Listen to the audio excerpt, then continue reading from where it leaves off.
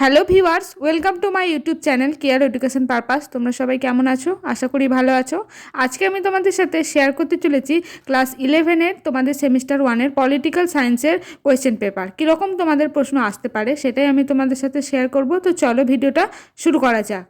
প্রথমেই তোমাদের একটা কথা বলে দিই, তোমাদের কিন্তু এমসিকিউ টাইপের ওপর প্রশ্নপত্রের ওপর পরীক্ষা হবে। 40 মার্কসের ওপর তোমাদের সঠিক উত্তরটি নির্বাচন করে লিখতে হবে। তো চলো শুরু করি।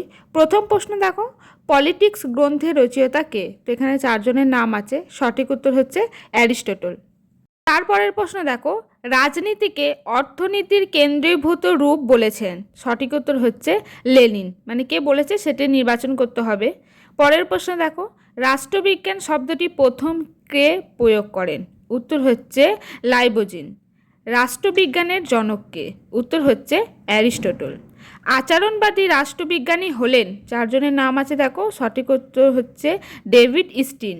দ্য রিপাবলিক গ্রন্থের লেখক হলেন? উত্তর হচ্ছে প্লেটো। রাজনীতি হল মূল্যের কর্তব্যমূলক বন্টন, উক্তিটি কার? উত্তর হচ্ছে ডেভিড স্টিন। আমাদের শাস্ত্রের সবথেকে গ্রহণযোগ্য নাম কি? উত্তর হচ্ছে রাষ্ট্রবিজ্ঞান। নীতিশাস্ত্র থেকে রাষ্ট্রবিজ্ঞানকে আলাদা করেন কে? উত্তর হচ্ছে ম্যাকিয়াভেলি। রাষ্ট্রবিজ্ঞানকে রাষ্ট্রের কারুশিল্প কে বলেছেন? উত্তর হচ্ছে ম্যাকেঞ্জি। প্রদত্ত কোনটি একটি রাষ্ট্র? তো দেখো এখানে 4টি অপশন আছে, কোনটি রাষ্ট্র সেটা বলতে হবে। এখানে 4টি অপশনের মধ্যে সঠিক উত্তর হচ্ছে ভুটান। রাষ্ট্রের একটি অপরিহার্য উপাদান হলো, তো এখানে কি উপাদান সেটা বলতে হবে। উত্তর হচ্ছে সরকার। পরের প্রশ্ন দেখো, একজন ব্যক্তি একই সঙ্গে সদস্য হতে পারেন একাধিক। তো এখানে 4টি অপশনের সঠিক উত্তর হচ্ছে সংগঠনে। তারপরে দেখো, সম্মিলিত জাতিপুঞ্জ হলো, উত্তর হচ্ছে একাধিক রাষ্ট্রের সমষ্টি। 15 নম্বর প্রশ্ন দেখো, একজন ব্যক্তি একই সঙ্গে কটি রাষ্ট্রের সদস্য হতে পারে? উত্তর হচ্ছে একটি। রাষ্ট্র ও অন্যান্য সংঘের মধ্যে পার্থক্য নির্ধারণ করার প্রধান উপাদান হলো, উত্তর হচ্ছে সার্বভৌমত্ব। রাষ্ট্রের সার্বভৌমকতা কীরূপ? উত্তর হচ্ছে বাহ্যিক ও অভ্যন্তরীণ। পরের প্রশ্ন দেখো, রাষ্ট্র শ্রেণী শোষণের একটি যন্ত্র মাত্র, কথাটি বলেছেন, অর্থাৎ কে বলেছে সেটা 4টি অপশনের মধ্যে সঠিক উত্তর হচ্ছে মার্কস। একজন নাগরিকের পক্ষে বাধ্যতামূলক কোনটি? উত্তর হচ্ছে রাষ্ট্রের সদস্যপদ।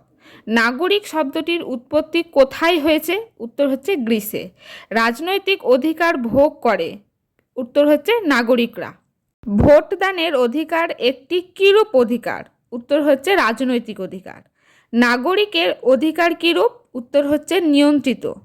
তারপরের প্রশ্ন দেখো, সমাজের সদস্যদের সাধারণ স্বার্থ সম্পর্কে সচেতনতা না থাকলে অধিকার সম্ভব নয়, এ কথা কে বলেছেন?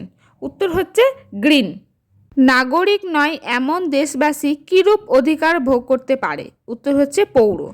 প্রাচীন গ্রিসে বা রোমে নাগরিকদের মর্যাদা পেত, কারা পেত? এখানে 4টি অপশন আছে। সঠিক উত্তর হচ্ছে অভিজাত পুরুষরা। বিদেশিরা কীরূপ অধিকার ভোগ করেন না? উত্তর হচ্ছে রাজনৈতিক, মানে তারাও কোনো ধরনের রাজনৈতিক অধিকার ভোগ করেন না।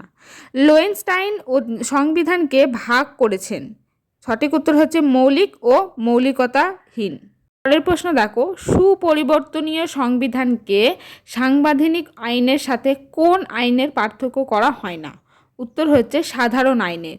তারপরে দেখো, সুপরিবর্তনীয় সংবিধানকে কে সার্বভৌম ক্ষমতার অধিকারী, মানে কে আছে এর মধ্যে 4টি অপশানে?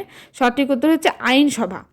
তারপরে দেখো, দুষ্পরিবর্তনীয় সংবিধানে সরকারের কোন বিভাগের প্রাধান্য পরিলক্ষিত হয়? উত্তর হচ্ছে বিচার বিভাগের। সুইজারল্যান্ডের সংবিধান কীরূপ সংবিধানের উদাহরণ? উত্তর হচ্ছে লিখিত। সংবিধান সভার দাবি সর্বপ্রথম জানান? উত্তর হচ্ছে গান্ধীজি। সংবিধান সভা গঠনের জন্য নির্বাচন অনুষ্ঠিত হয় কত খ্রিস্টাব্দে? উত্তর হচ্ছে 1946 খ্রিস্টাব্দে। কীরূপ নির্বাচনের মাধ্যমে সংবিধান সভা গঠিত হয়? উত্তর হচ্ছে পরোক্ষ।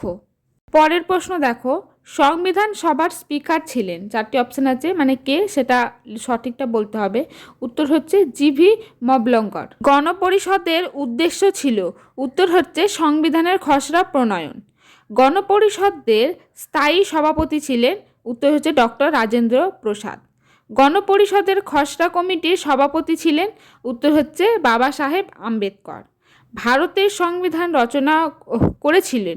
উত্তর হচ্ছে গণপরিষদ। তো তো দেখো এখানে আমি টোটাল 40টি এমসিকিউ তোমাদের প্রশ্ন শেয়ার করলাম, তোমরা ভালো করে দেখে নিও। তোমাদের এমসিকিউ টাইপ প্রশ্ন উত্তর এরকমই হবে, তো তোমরা ভালো করে দেখে নিও। আজকের ভিডিওটা এই পর্যন্ত। যদি ভিডিওটি ভালো লাগে একটু লাইক করো, আর যদি কোনো সমস্যা থাকে, কোনো টপিক চাও, তাহলে আমাকে কমেন্টে অবশ্যই জানিও।